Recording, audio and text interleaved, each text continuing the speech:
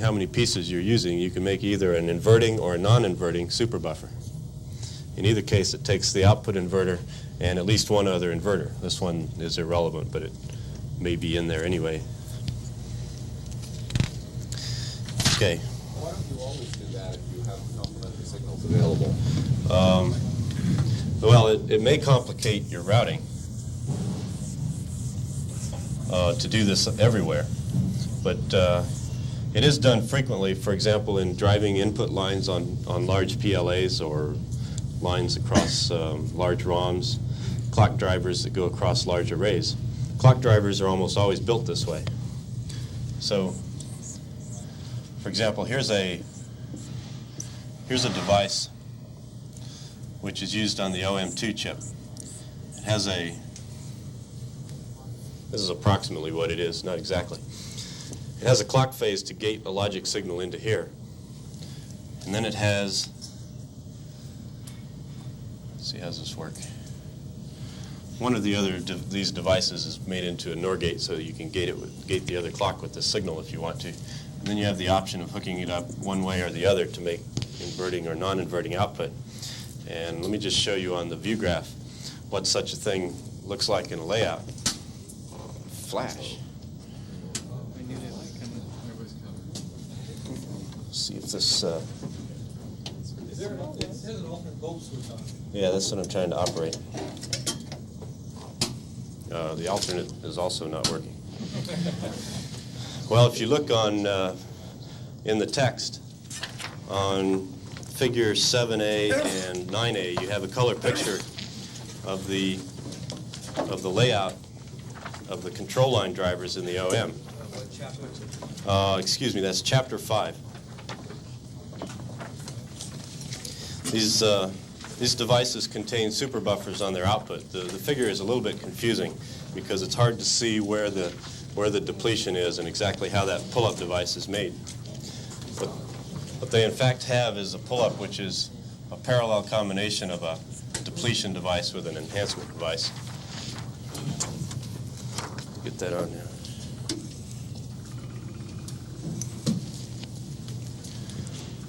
This one's not quite as bright as the other one. What you see here is the pair of inverters that I showed you. It has two outputs coming down here in red lines. And by placing these green blocks here, they can make a pull-down device and a pull-up device, or they can place them on the other side and make it change from inverting to non-inverting. So it's a sort of a regularized way of preserving that option of whether you want an inverting or non-inverting buffer. And it includes a clock phase here which gates a control signal into this device. And it also contains gating with another clock phase so that you can generate your gated clocks this way for control signals. One of these is for driving the arithmetic logic unit, and I believe it specifically turns all signals low during part of the time, or all signals high to do a pre-charge and other signals low, whereas this select control, which is, one of them does one does the other. Like one of them's high for pre-charge and the other one's off, so it won't fight the pre-charge. Read about that in the book. Okay, if we get time tomorrow, I'd like to go through a calculation of what the propagation delays are, typically through a sequence of inverters with different sizes and ratios through a super buffer and driving a load, because that's a calculation you'll have to do whenever you design a clock driver to drive your array of functions. And right now I'll break and let Doug give you a demonstration of the Icarus layout program.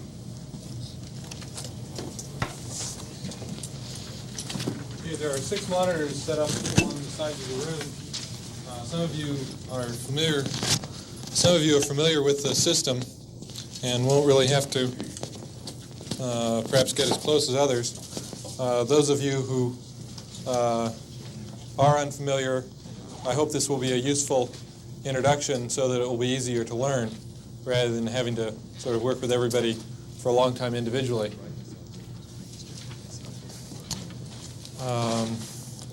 This is, we're not going to be able to do this, aren't we, here? put this, no, we wanted to put this monitor up. That Oh, monitor. that's not working? Well, we're just going to have to forget that for the tape then, I guess. Okay. I guess we aren't going to be able to get that on the tape, and so we'll just have to go ahead.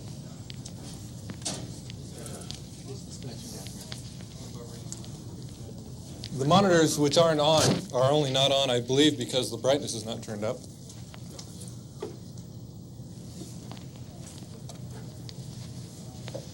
There's an Icarus manual that I handed out,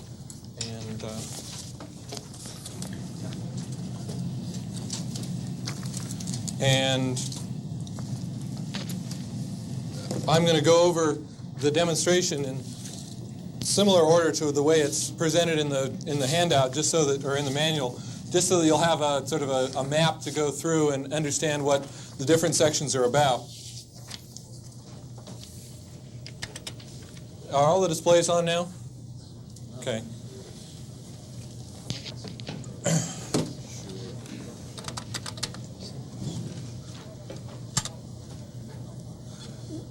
You start up a program in the Alto merely by typing the name of the program, which is Icarus 2, and carriage return, and it'll first ask you this question, and the appropriate answer is to ignore it at this point and just type a carriage return and continue. There's a, okay. First going to explain the layout of the display so that you'll have an idea of what's going on. The primary thing that you'll see is that there are two windows, this upper window with a little black box in it, which I'll explain in a moment, and a lower window. And these two windows just give you a flexible working view of your circuit. You can actually get two independent views of the circuit at whatever magnification is appropriate. There are a set of commands along the left-hand side which allow you to manipulate the layout in various ways. And there's also a couple of menus in between the two windows which allow you, in the stipple menu case, to select which layer you want to operate on, and in these cases to change various parameters of the system.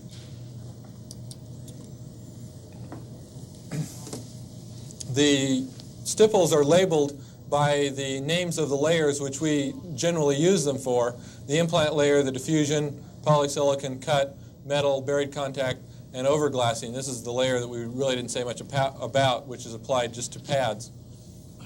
Or actually skipped on pads and applied to everything else. The way you begin to construct a layout in Icarus is to select the particular command or the layer that you want to draw on, for instance metal, and mark 2 points. Now there's a cheat sheet in the back of the manual, if you'll look back there, that indicates how you do some of the basic operations. And I'm going to, there are 5 basic operations which are not associated with menus, which you do quite frequently, which are the ones I'm going to explain now. And the cheat sheet in the back gives you the short summary, and starting on page 3 is the long summary, essentially, or the long detailed explanation of what does what. There's, you merely use the mouse buttons to identify 2 points. This works exactly the same way as SIL does for those who are familiar with that drawing system. You specify the 2 ends of a rectangle, and the width of the rectangle that is drawn is set by this line parameter, which is now currently set at 12. That in this case is 12 microns, and you say, well, I thought metal only had to be 9 microns wide as the minimum.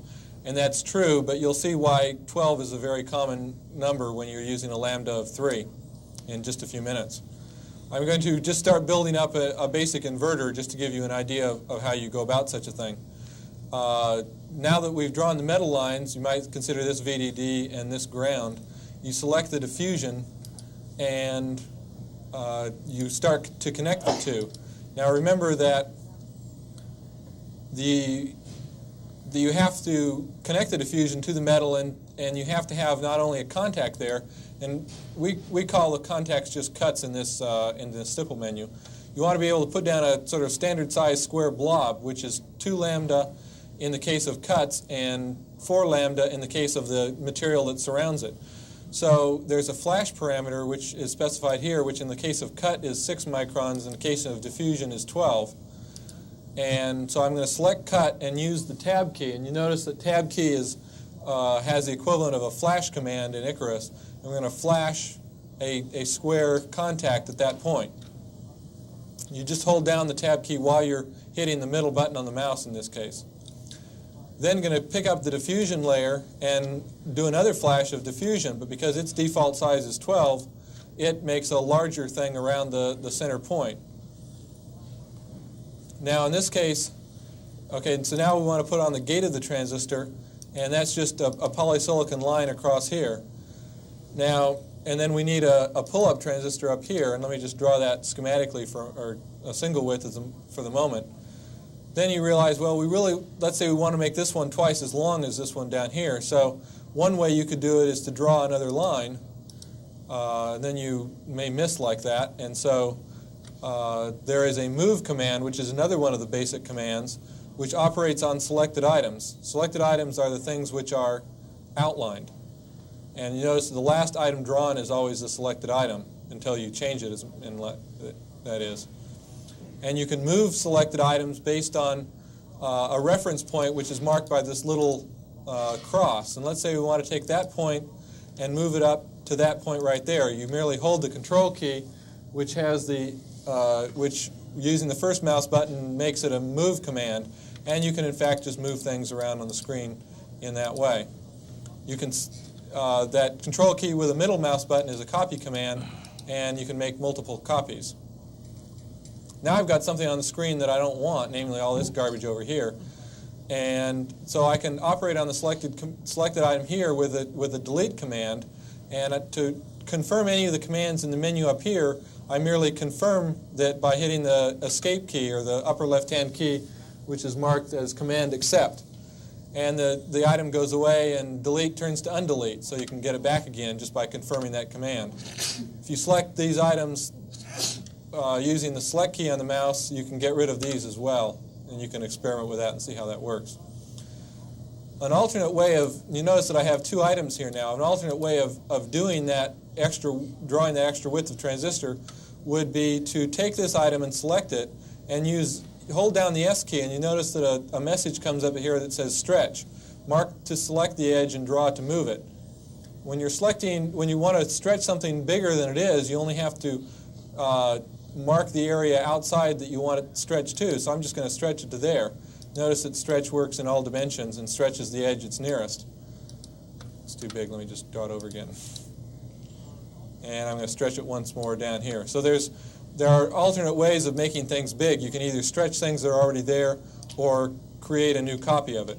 In general, all things being equal, it's nicer to stretch things. It keeps fewer items in the database. So now I want to make this transistor a little wider down here because I want it to be twice as wide like this one was twice as long, but I only want a piece of it to be wider, and so I'm going to put in a single stripe of diffusion right there. I'm going to stretch it down to make it the full length. And there is a pull-down transistor and a pull-up transistor. Now we have to connect this transistor to the source region, which is the diffusion area right here. And so let's make one of these funny budding contacts. I'm going to flash a piece of diffusion right there. And you have to sort of develop your skill in doing this. It just takes a while to learn how to do this right. And then you have to cover the whole thing with metal. Don't forget to cover it with metal, otherwise the things are not connected, as you can see in that 3D or that side-on view that we did before. So here's a transistor which is only missing one thing, or an inverter which is only missing one thing, and that's that this guy is still an enhancement mode device because we haven't put a depletion mode implant around it. So you select the implant layer, and it's sized so that it will nicely surround it with a 2 lambda thing if you just make 2 flashes on sort of both ends of the gate. And that finishes the construction of that device. Now, you can, these parameters up here in the parameter line can be selected and changed at will. For example, let's say these are top and bottom are the things which set the magnifications of the top and bottom windows. and you can select bottom, for example, and change the magnification to 16. Magnifications are arbitrary numbers between 0 and 20, which correspond to different magnifications, with 20 being the largest thing. So if we get it all the way up to 20, we can not see anything very interesting. We can move the windows using the space bar. You'll notice is the centering key to again modify the meaning of the mouse buttons. And the centering operation involves taking the place that you point at with the mouse, like the corner of this diffusion, and putting it in the center of the screen. So it's the center of the bottom window. That doesn't do, if you use the right or the bottom mouse button, it moves the bottom window, and if you use the other top mouse button or the left one, it moves the top window. And that can get confusing, and you'll just have to sort of get used to that. But it's also very, very helpful. Notice that my cursor is moving on a big grid. The grid always stays 3 microns. It's just that, or 1 lambda. It's just that with different magnifications, that 3 microns or 1 lambda becomes a greater distance on the thing. And so you can see that, for example, this overlap here is 2 lambda just by looking with the cursor. Another way to measure things is to go up here and look at the dx dy figure here, and those are merely the change in x and the change in y between the last 2 mouse button clicks. And so I can just mark 2 points here and see that that distance is 6 microns apart in the x direction and 0 in the y, or corner to corner it will be 6 in the x and 6 in the y. So you can use that to measure things over whatever distance that you want. Let me get the window magnification down to a more reasonable value. And let's look at the top window with a slightly higher magnification, namely 10. You can see that this box that's been up in the upper window really is the outline of the area that's visible in the bottom window. And that is often very helpful because you can put your whole circuit up here at a very low amount of detail, but you can see the whole thing. And then you can decide which piece you want to look at merely by pointing at it. For instance, if I want to center the bottom window, I can even point in the upper window and cause the bottom window to move to that point. For example, like that. Notice that I moved this window but haven't moved the top window. Or I can move the top window too without moving the bottom window. Basic idea is you can move in either window independently of each other merely by pointing at it and using the right mouse button. Similarly, down here, if I wanted to change another parameter in this line, whenever you start typing a number, it will change the parameter that's selected. So if I select line and type a number like 100, it will put 100 as the line width. And when I draw a line, it will make a line that's 100 wide and as long as however I drew it. That's not very interesting, so I'm just going to delete it. I can change it back merely by typing another number. Similarly, the flash size, you can make that 25, for example, instead of whatever it is. And when you draw it, then it becomes much larger. Yeah? Is there any way to restore the default settings? No. There's no automatic way to get back to all the default settings of those various windows. Just explaining some of the commands on the upper left-hand side here. Appear. Let me just get this back in the center of the bottom window. Appear and disappear allows you to get rid of some of the layers so that you can see what overlaps each other better. For instance, I've got the diffusion layer selected, so when I execute this command, it will disappear the diffusion layer. If I select it again and do it, it will say, well, it's already disappeared, so it must be in appear, and it will just toggle it back and forth. If you want to get rid of the metal layer, you can select that and get rid of the metal layer. Sometimes that's useful, for example, to get rid of diffusion, get rid of poly, and then you just got metal and contacts, and you can check to make sure that all your contacts are covered by metal, which is a common error to miss some of them. Let me get these back. Let me do that over here. Just do it backwards.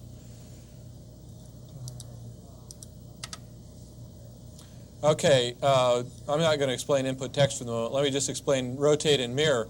If you select all these items using a shift select command that's talked about in here, you can select all the items in a certain area defined by a box that you click the mouse on, and you can say rotate the selected items. And you confirm the rotate selection, say what point would you like to rotate it around, You can say, well, let's rotate it around that point right there. And then it'll ask you, specify the rotation in increments of 90 degrees. And so I'm going to rotate it just one increment of 90 degrees. And then it'll ask you one more question. Do you want a copy of it? You want to leave this one here and the rotated copy, or just the rotated copy? And let's say we want just the rotated copy, so we want to do a move. So you type M, and it rotates it down around the point which I described. And I'll have to get it back up here. You can see that all the items are there, but they've just been rotated around. Now, if I do mirror, you go through a similar operation. You mark an origin, and then we want to mirror about the y-axis, so it'll go across here. You're going to mirror it over to here. So you hit Y, and I'm going to say make a copy of it and give me both versions. And it will do just that. And now let me decrease the magnification so that you can see it. And there you have both the rotated and the non-rotated versions. Symbols is something that we really don't have any time to talk about today, and we can save that to a later time. Printing is used to actually print a check plot on the Versatech plotter or the various press printing devices which are available. So you select print, and it says, do you want to do it in black and white, in other words, on a press printer, or do you want to do it in color on the Viola printer that we have downstairs, the Pimlico that is, or on the Versatech? And let's say we select Versatech, V for Versatech. Then it says, okay, what of the area that you've got displayed here do you actually want printed? So you put a box around the actual item to be displayed, and it will draw a box in the upper window which shows you a Versatech page. Well, a Versatech page, remember, is 3 feet wide, and we've just built a little tiny circuit, and it will plot it on that 3-foot wide page, but at this magnification, which is very small. And so you say, well, we obviously have a lot more room left on the page, so let's up the magnification. Maybe we can get it in more detail. And so I'm going to delete the request to print and put the bottom window up to 20, for example. And we'll see if it gets interesting at that point. I don't even know if it does there. I say Versatech, mark the rectangle around which to print. Okay, now that simple inverter is going to be 3 foot wide, because you can see that it just fills a Versatech page right here. And this one marks a second page that would be printed, because I had specified I wanted to print it over to here. It says, well, to print over there, you're going to need a second page. It will not automatically print the second strip, but it will at least tell you, for example, how many strips it's going to take to print a given size thing at the magnification that you're using. And so the same sort of thing is done if you select press printer. Let me get the magnification down again, because these are smaller printers. Say print again, only now we're going to say black and white. And to do this, you have to, instead of directly printing from the Alto, which in the case of the Versatech, you've got to be on the printer, on the Alto, which is connected to the printer, and there's only one. So you can't just sort of print from anywhere. You have to go to the printer, put your file there, start up Icarus, and say print. Go through this procedure. If you want to print just a small thing on the Dover, for example, you select print, and you create a file, which in this case, let's say test.press. And type a carriage return, and it'll check to make sure that it doesn't exist already. And it says, okay, mark a rectangle that you want to print. And let's mark a big one because it'll do more things. It'll say, okay, I'll put this one on the first page, and whatever area here is on the second page. And if, in this case, the pages are only 8.5 by 11, it will sometimes create a whole array of pages to indicate that, gee, it's going to take 20 or 30 pages to do. And you don't want to do that in general.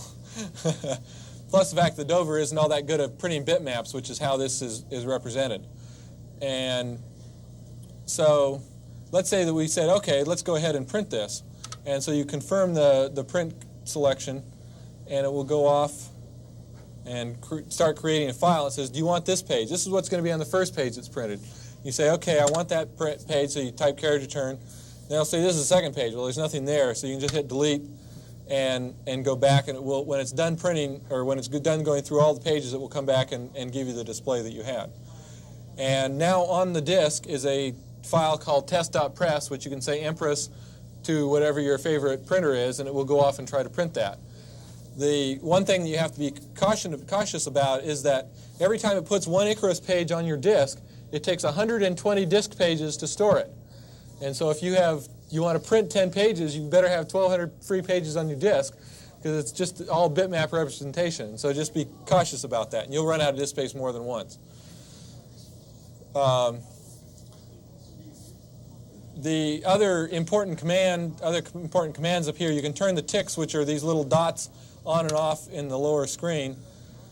You can also save the drawing. You've just done this drawing and you really want to save it. You want to be able to get it back. And so you better select this command, confirm it, and give it a file name, test.ic, for example. Use IC for Icarus drawings. And it will go off and write that out after it makes sure that you aren't overwriting a file that already exists. Suffix is going to be a .ic. You have two copies of the line in the middle. Is there any way to refer to one of them, or does it matter? Yeah, it sort of matters, but it sort of doesn't matter. It'd be better if it weren't there. I just deleted one of them. You'll notice I put it back. Here, I'll point out what he said. There are two copies of that line because I rotated around that point. And there are really, you're right, there are really two there. And no easy way. Other than to select it, delete it, and see if anyone's there after you've done that. Does that matter? For now, it doesn't matter. We have a lot of overlapping stuff, and with especially with the E-beam pattern generation, it doesn't matter at all. Sometimes it will cause extra flashing on the masks if you have multiple structures over a point, and that can influence a line width control on the system. We have had multiple flashes, and we have not had a problem, but that is something that some people worry about. With the E-beam system, it automatically takes care of that anyway. So, and for getting a drawing, if you just start up Icarus and you want to get in a drawing, I have another one which is class.ic, I believe, which is one of the ones I had this morning. It will read it in right over the top of the one that's here. And so, in fact, here's the drawing which we were looking at this morning, that one that I displayed. And so whenever you read in a file over a current file, it will just read in all those items and just put them right on, wherever they happen to have been on the drawing. The last command that's of interest is quitting to get out of the program. The only thing I caution you to do is save your drawing before you quit. The bad news is that it doesn't tell you if you haven't saved your drawing. The good news is that every 15 minutes, the system will automatically save the current state of your drawing whether you want it to or not. And so you never lose more than 15 or 20 minutes worth of work. And that is often helpful. The magic file to go look on where your files got saved is a file called icarus.temp. So if you quit and you think, oh my God, I didn't save my drawing, go and look on icarus.temp and see if it's there. It will tell you when it's saving it, and you can't do any drawing and so forth while it's doing it. And you just for a small drawing, it takes a couple of seconds to save it. For a large drawing, it may take many seconds. And there's a command which may confuse you. It'll say hit D to turn off the display. Those of you who know how an Alto works knows that it runs faster if the display isn't on. And if you wanted just to save the drawing as fast as you can, hit D, it'll blank the display and write it out to the disk twice as fast. And so that's advantageous for a large drawing. So I hope that's enough of an introduction to get started, and we will be around to counsel as we were before. And Wayne Wilner, who is in the back of the room with his hand raised, will also be available. He's either in the counseling room or in his office, which is, we can point him out to you. So if people need help with Icarus, Wayne is available to help, and there are other people that might be able to help you as well.